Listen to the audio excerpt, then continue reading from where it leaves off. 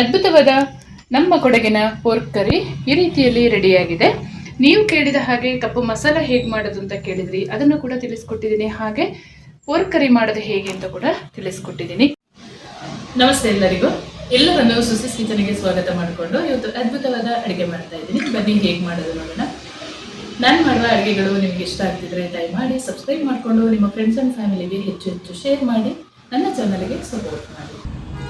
ಇವತ್ತು ನಾನು ನಮ್ಮ ಕೊಡಗಿನ ಶೈಲಿಯಲ್ಲಿ ಪೋರ್ಕ್ ಕರಿಯನ್ನು ಮಾಡಿ ತೋರಿಸ್ತಾ ಇದ್ದೀನಿ. ಅದು ಹೇಗೆ ಅಂತ ಹೇಳಿದ್ರೆ ಮಸಾಲೆ ಕೂಡ ರೆಡಿ ಮಾಡಿ ತೋರಿಸ್ತೀನಿ. ತುಂಬ ಜನರಿಗೆ ಮಸಾಲೆ ಮಾಡೋದು ಕನ್ಫ್ಯೂಷನ್ಸ್ ಇತ್ತು, ಏನೇನು ಇಂಗ್ರೀಡಿಯೆಂಟ್ಸ್ ಹಾಕ್ತಾರೆ, ಎಷ್ಟು ಹಾಕ್ತಾರೆ, ಎಷ್ಟು ಮಾಂಸ ತಗೊಳ್ತಾರೆ ಅಂತ. ನಾನಿವತ್ತು 2 kg ಪೋರ್ಕನ್ನು ತಗೊಂಡಿದ್ದೀನಿ. ಚೆನ್ನಾಗಿ ವಾಶ್ ಮಾಡಿ, ನೀರು ಸ್ವಲ್ಪನೂ ಇರಬಾರ್ದು, ಆ ಥರ ಹಿಂಡಿ ಇಟ್ಕೊಂಡಿದ್ದೀನಿ. ಇದನ್ನು ಇವತ್ತು ನಿಮ್ಮೊಂದಿಗೆ ಸಾರು ಮಾಡಿ ತೋರಿಸ್ತಾ ಇದ್ದೀನಿ. ನಾವು ಸ್ವಲ್ಪ ಸಾರು ಅಂದರೆ ನೀರು ಥರ ಮಾಡಲ್ಲ, ಗಟ್ಟಿ ಥರನೇ ಮಾಡಿದರೆ ಅದು ತುಂಬ ಚೆನ್ನಾಗಿರುತ್ತೆ. ಬಿಸಿ ಮಾಡಿ ಇಟ್ಕೊಂಡ್ರೆ 10 ಅಲ್ಲ 15 ದಿವಸ ಆದರೂ ಅದು ಹಾಳಾಗಲ್ಲ. ಗಟ್ಟಿ ಮಾಡಿದರೆ ಆ ರೀತಿಯಲ್ಲಿ ಮಾಡಿ ತೋರಿಸುವಂಥದ್ದು. ತೆಳ್ಳೆಗೆಲ್ಲ ಸಾರು ಮಾಡಲ್ಲ ಪೋರ್ಕನ, ಸಾಮಾನ್ಯ ಯಾರೂ ಮಾಡಲ್ಲ ನಮ್ಮ ಕಡೆ. ಬಟ್ ನಾನು ಲಾಸ್ಟ್ ಟೈಮ್ ಅಪ್ಲೋಡ್ ಮಾಡಿದಾಗ ತುಂಬ ಜನರು ಅದು ಸಾರಲ್ಲ ಸುಕ್ಕ ಆಗುತ್ತೆ ಅಂತ ಹೇಳ್ತಾರೆ. ನಮ್ಮ ಕಡೆ ಸಾರು ಅಂದರೆ ಅದೇ ಥರನೇ ಮಾಡುವಂಥದ್ದು, ಗಟ್ಟಿಯಾಗೇ ಮಾಡ್ತೀವಿ. ಹಾಗೆ ನಾನು ತುಂಬ ಜನರಿಗೆ ಮಸಾಲೆದು ಇಂಗ್ರೀಡಿಯೆಂಟ್ಸ್ ಡೌಟ್ ಇತ್ತು. ಸೊ ಹಾಗಾಗಿ ಮಸಾಲೆ ಮಾಡಿಕೊಂಡು ಇನ್ಸ್ಟೆಂಟಾಗಿ ಹೇಗೆ ಪೋರ್ಕ್ ಕರಿ ಮಾಡೋದನ್ನು ನಿಮ್ಮ ಹತ್ರ ಇವತ್ತು ಶೇರ್ ಮಾಡ್ತಾ ಇದ್ದೀನಿ. ಹಾಗೆ ನನ್ನ ಚಾನಲ್ ಮೇಲೆ ಹೀಗೇನೆ ನಿಮ್ಮ ಸಹಕಾರ ಸಪೋರ್ಟ್ ಇರಲಿ ಅಂತ ಕೇಳ್ಕೊಳ್ತಾ ವಿಡಿಯೋ ಸ್ಟಾರ್ಟ್ ಮಾಡೋಣ. ಚೆನ್ನಾಗಿ ವಾಶ್ ಮಾಡ್ಕೊಂಡಿದ್ದಾಗಿದೆ. ಮಣ್ಣಿನ ಪಾತ್ರೆಯಲ್ಲಿ ಮಾಡ್ಕೊಳ್ಬೇಕು, ತುಂಬ ಚೆನ್ನಾಗಾಗುತ್ತೆ. 2 kg ಅಳತೆಯಲ್ಲಿ ಹೇಳ್ತಾ ಇರುವಂಥದ್ದು. ಪಾತ್ರೆಗೆ ಹಾಕಿ ಉಪ್ಪು ಮೆಣಸು ಅರಿಶಿನ ಹಾಕಿ ಕಲಸಿ ಇಡೋಣ. ಒಂದು 1 hour ಎಲ್ಲ ಕಲಸಿ ಇಡಬೇಕು, ಆವಾಗ ತುಂಬ ಚೆನ್ನಾಗಾಗುತ್ತೆ. ದಿಢೀರಂತ ಮಾಡಿಕೊಂಡ್ರೆ ಅಷ್ಟು ಚೆನ್ನಾಗಾಗಲ್ಲ. ಸೊ ಆಯ್ಕೆ ಮಾಡ್ಕೊಳ್ಳುವಾಗ ಮಾಂಸನ ಚೆನ್ನಾಗಿರುವ ಮಾಂಸನೇ ಆಯ್ಕೆ ಮಾಡ್ಕೊಳ್ಳಿ. ಚುಟ್ಟಿ ಜಾಸ್ತಿ ಇದ್ದರೆ ಅದು ಆಯಿಲ್ ಬಿಡೋಕ್ಕೆ ಸ್ಟಾರ್ಟ್ ಆಗುತ್ತೆ, ಆವಾಗ ಮಸಾಲೆ ಎಲ್ಲ ಅಷ್ಟು ನೀಟಾಗಿ ಪೀಸಸಲ್ಲಿ ಹಿಡ್ಕೊಳ್ಳಲ್ಲ. ಹಾಗಾಗಿ ಚುಟ್ಟಿ ಸ್ವಲ್ಪ ಕಡಿಮೆನೇ ಇರಲಿ. ಇನ್ಕೇಸ್ ಸ್ವಲ್ಪ ಚುಟ್ಟಿ ಜಾಸ್ತಿ ಇದ್ದರೆ, ಆಯಿಲ್ ಇದೆ ಅಂತ ಹೇಳಿದರೆ ಅದನ್ನು ಫ್ರೈ ಮಾಡಿಕೊಂಡು ಆಯಿಲ್ ಸಪ್ರೇಟ್ ಮಾಡಿಕೊಂಡು ಮತ್ತೆ ನೀವು ಸಾರು ಮಾಡಿಕೊಳ್ಳುವಂಥದ್ದು. ರುಚಿಗೆ ತಕ್ಕಷ್ಟು ಕಲ್ಲುಪ್ಪನ್ನು ಸೇರಿಸ್ಕೊಳ್ತಾ ಇದ್ದೀನಿ. ಅಚ್ಚ ಖಾರದ ಪುಡಿ 1 ಚಮಚದಷ್ಟು ಹಾಕೊಳ್ತಾ ಇದ್ದೀನಿ. ನಾನು ಹಸಿರು ಮೆಣಸಿನಕಾಯಿ ಹಾಕ್ತೀನಿ, ಮತ್ತು ಸ್ವಲ್ಪ ಗಾಂಧಾರಿ ಮೆಣಸನ್ನು ಕೂಡ ಜಜ್ಜಿ ಹಾಕೊಳ್ಳುವಾಗ ಗಾಂಧಾರಿ ಮೆಣಸು ಸೇರಿಸಿ ಮಾಡಿಕೊಳ್ಳುವಂಥದ್ದು. 1.5 ಚಮಚದಷ್ಟು ಹಳದಿ ಪೌಡರ್. ಚೆನ್ನಾಗಿ ಇದನ್ನು ಕಲಸಿ ಇಡೋಣ. ಮಿಕ್ಸ್ ಮಾಡ್ಕೊಳ್ಳುವಾಗ ಮಾತ್ರ ನೀಟಾಗಿ ಮಿಕ್ಸ್ ಮಾಡ್ಕೊಳ್ಬೇಕು ಕೈಯಲ್ಲೇ. ಈ ರೀತಿಯಲ್ಲಿ ನೀಟಾಗಿ ಕಲಸಿ 1 hour ಇಡೋಣ. ನೀರು ಸ್ವಲ್ಪನೂ ಇರಬಾರ್ದು ನೋಡಿ, ನಾವು ಕಲಸುವಾಗ ನೀರು ಸ್ವಲ್ಪನೂ ಇಲ್ಲ. ನೀಟಾಗಿ ಹಿಂಡಿ ಮಾಂಸನ ತಗೊಳ್ಬೇಕು. ಒಂದು ಮಣ್ಣಿನ ಪಾತ್ರೆಯನ್ನು ಬಿಸಿಗೆ ಇಟ್ಕೊಂಡಿದ್ದೀನಿ. ಇವಾಗ ಮಸಾಲೆ ಹುರ್ಕೊಳ್ಳೋಣ. ಮೊದಲಿಗೆ 2 ದೊಡ್ಡ ಚಮಚದಷ್ಟು ಧನಿಯಾ ಕಾಳನ್ನು ಹುರ್ಕೊಳ್ಳೋಣ. ಕಪ್ಪಾಗಿ ಹುರ್ಕೋಬೇಕು. ಕಪ್ಪು ಮಸಾಲೆ ಅಂತ ಹೇಳಿದರೆ ಧನಿಯಾನೇ ಮೈನ್ ಇಂಗ್ರೀಡಿಯೆಂಟ್ಸ್. ಚೆಂದ ಕಪ್ಪಾಗಿ ಹುರಿದಾದ ಮೇಲೆ ಬೇರೆ ಇಂಗ್ರೀಡಿಯೆಂಟ್ಸನ್ನ ಹಾಕ್ಕೊಳ್ಬೇಕು. ಧನಿಯಾ ಕಾಳನ್ನ ಎಷ್ಟು ಚೆನ್ನಾಗಿ ಹುರಿತೀವಿ ಅಷ್ಟು ಚೆನ್ನಾಗಾಗುತ್ತೆ. ಆದರೆ ಹೈ ಫ್ಲೇಮ್ ಇಟ್ಕೊಂಡು ಹುರಿಬಾರ್ದು, ನಿಧಾನವಾಗಿ ಹುರ್ಕೊಳ್ಬೇಕು. ಒಂದೇ ಸರಿ ಕಪ್ಪು ಮಾಡಿಕೊಂಡ್ರೆ ಅದು ಚೆನ್ನಾಗಾಗಲ್ಲ. ಅಷ್ಟು ಮೇಲೆ ಮಾತ್ರ ಕಪ್ಪಾಗಿ ಒಳಗಡೆ ಎಲ್ಲ ಬೆಂದಿರಲ್ಲ, ಅದು ಕೂಡ ಚೆನ್ನಾಗಾಗಲ್ಲ. ನಿಧಾನವಾಗಿ ಧನಿಯಾ ಕಾಳನ್ನ ಹುರ್ಕೊಳ್ಬೇಕು.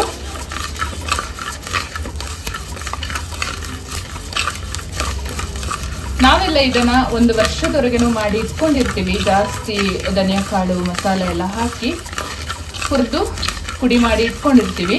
ಜಾಸ್ತಿ ನೈಸಾಗಿ ಪುಡಿ ಮಾಡ್ಕೊಳ್ಬಾರ್ದು, ಸ್ವಲ್ಪ ತರಿತರಿಯಾಗಿ ಮಾಡ್ಕೊಳ್ಬೇಕು. ಈ ಹದದಲ್ಲಿ 3/4 ಭಾಗದಷ್ಟು ಧನಿಯಾ ಕಾಳು ಫ್ರೈ ಆದ ಮೇಲೆ ಮಿಕ್ಕಿದ ಪದಾರ್ಥನ ಸೇರಿಸ್ಕೊಳ್ಳೋಣ.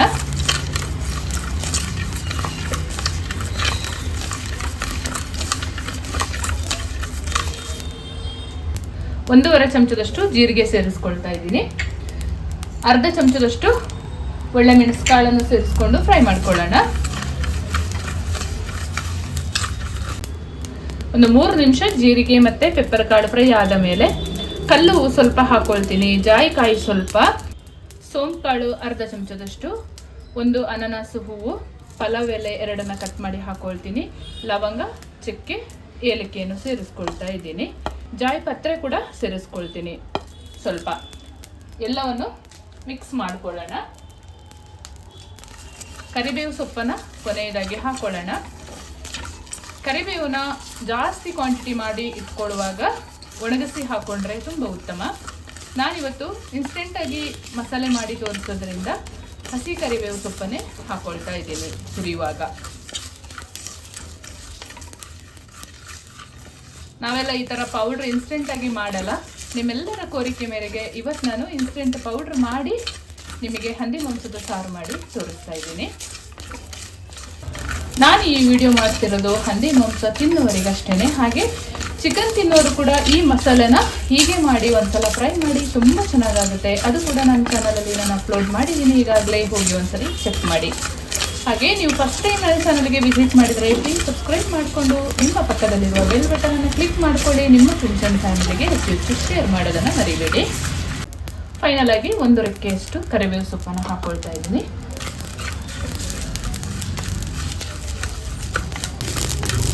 ಸಣ್ಣಗಾದ್ಮೇಲೆ ಸ್ವಲ್ಪ ತರಿಯಾಗಿ ಪೌಡ್ರ್ ಮಾಡ್ಕೊಳ್ಳೋಣ.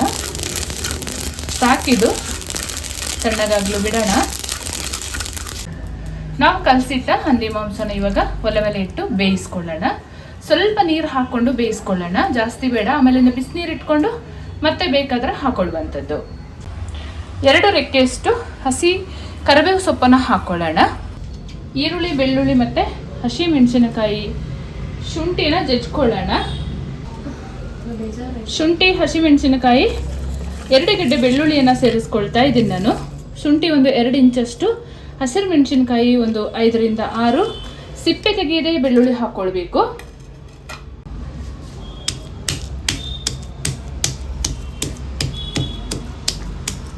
ಈ ರೀತಿಯಲ್ಲಿ ಜಜ್ಜಿ ಪೋರ್ಕ್ ಕರಿ ಮಾಡಿದ್ರೆ ತುಂಬ ಸೂಪರ್ ಆಗಿರುತ್ತೆ.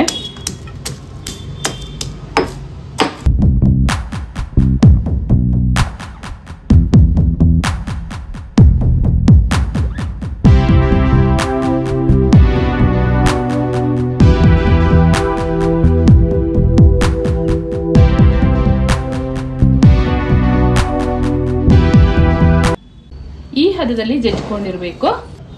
ಒಂದು 10 ಗಾಂಧಾರಿ ಮೆಣಸನ್ನು ಕೂಡ ಹಾಕೊಳ್ತಾ ಇದ್ದೀನಿ. ಇದು ಒಣ ಗಾಂಧಾರಿ ಮೆಣಸು. ಒಂದು ಮಿಕ್ಸಿ ಜಾರಿಗೆ ಹುರಿದ ಮಸಾಲೆನೆಲ್ಲ ಹಾಕೊಂಡು ಪೌಡ್ರ್ ಮಾಡ್ಕೊಳ್ಳೋಣ.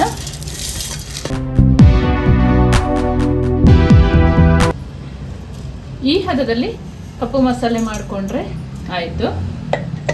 ತೀರಾ ನೈಸ್ ಇರಬಾರದು, ಸ್ವಲ್ಪ ತರಿಯಾಗಿ ಇರಬೇಕು. ಹಂದಿ ಮಾಂಸ ಸಾರು ಮಾಡುವಾಗ ತುಂಬ ಚೆನ್ನಾಗಿ ಬೇಯಿಸ್ಕೊಳ್ಬೇಕು. ಪಾತ್ರೆಯಲ್ಲಾದರೆ ಒಂದು 1 ಅವರ್ ಎಲ್ಲ ಬೇಯಿಸ್ಕೊಳ್ಬೇಕು. ಮಾಂಸ ನೋಡ್ಕೊಳ್ಬೇಕು, ಎಳೆದಾದರೆ ಬೇಗ ಬೇಯುತ್ತೆ, ಬಲ್ತಿದ್ರೆ ಸ್ವಲ್ಪ ಲೇಟ್ ಆಗುತ್ತೆ. ಕುಕ್ಕರ್ಗೆ ಹಾಕಿದ್ರೆಲ್ಲ ಬೇಗ ಬೇಯುತ್ತೆ, ಅದರಷ್ಟು ಟೇಸ್ಟ್ ಇರಲ್ಲ. ಅದಕ್ಕೆ ಮಣ್ಣಿನ ಪಾತ್ರೆಯಲ್ಲಿ ಮಾಡಿ ತುಂಬ ಚೆನ್ನಾಗಾಗುತ್ತೆ. ಪೋರ್ಕ್ ಅರ್ಧ ಬೆಂದಿದೆ. ಇವಾಗ ನಾವು ಜಜ್ಜಿ ಇಟ್ಕೊಂಡ ಮೆಣಸು, ಈರುಳ್ಳಿ, ಬೆಳ್ಳುಳ್ಳಿ, ಶುಂಠಿನೆಲ್ಲ ಹಾಕೊಳ್ಳೋಣ.